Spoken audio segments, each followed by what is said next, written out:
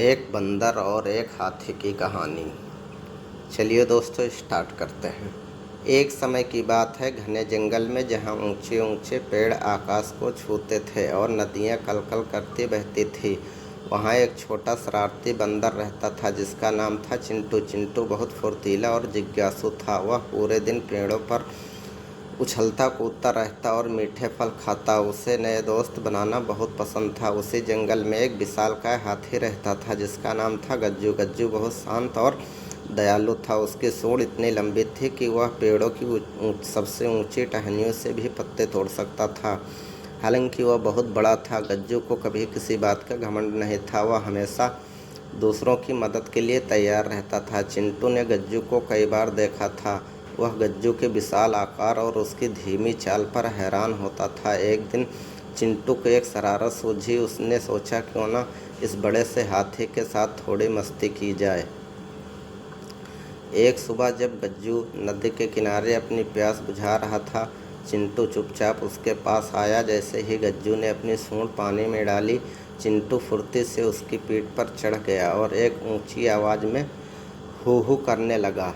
गज्जू पहले तो चौंक गया, लेकिन जैसे ही उसने चिंटू को देखा वह मुस्कुरा उठा।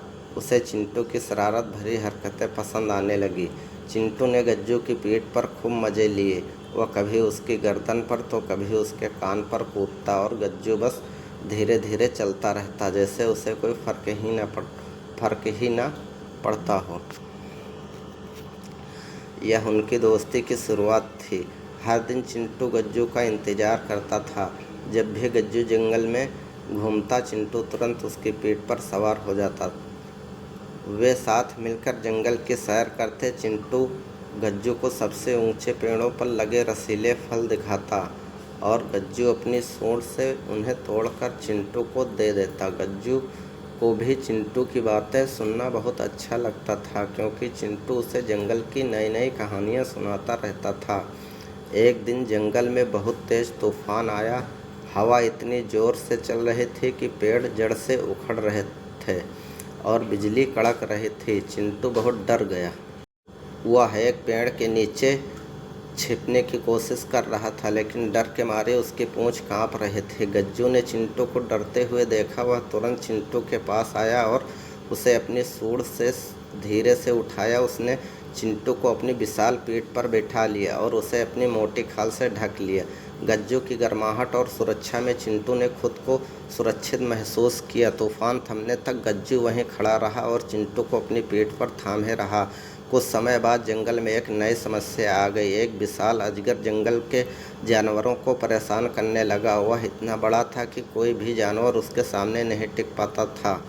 सभी जानवर डरे हुए थे। चिंटू ने अजगर को देखा था और वह जानता था कि वह कितना खतरनाक था, लेकिन वह यह भी जानता था कि गज्जू कितना शक्तिशाली था। चिंटू ने एक योजना बनाई।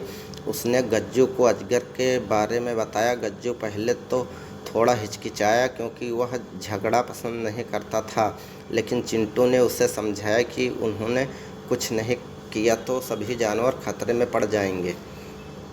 अगले दिन चिंटू गज्जू के साथ अजगर के ठिकाने पर गया। जैसे ही अजगर ने उन्हें देखा, वह अपनी फुफकार मारते हुए उनकी ओर बढ़ा। चिंटू तेजी से एक पेड़ पर चढ़ गया और ऊपर से चिल्लाने लगा, देखो गज्जू, यह अजगर तुम्हें चुनौती दे रहा है। गज्जू ने एक गहरी सांस ली और अपनी सूंड उस पर उठाई। उसने एक जोरदार चिंगाड़ लगाई जो पूरे जंगल में गूंज उठी। अजगर पहले तो थोड़ा घबराया, फिर गज्जू ने अपनी सूंड से ज़मीन पर इतनी ज़ोर से मारा कि धूल का गुब्बार उठ गया। अजगर ने कभी इतना शक्तिशाली जानवर नहीं देखा था। वह डर गया और तेज़ी से जंगल से भाग निकला। सभी जानवरों ने चिंटू और गज्जू का जयकारा लगाया। उन्होंने अपनी समझदारी और साहस से जंगल को बचाया था। इस घटना के बाद चिंटू और गज्जू की दोस्ती और भी गहरी हो गई। वे दोनों एक दूसरे की ताकत और कमजोरियों को समझते थे।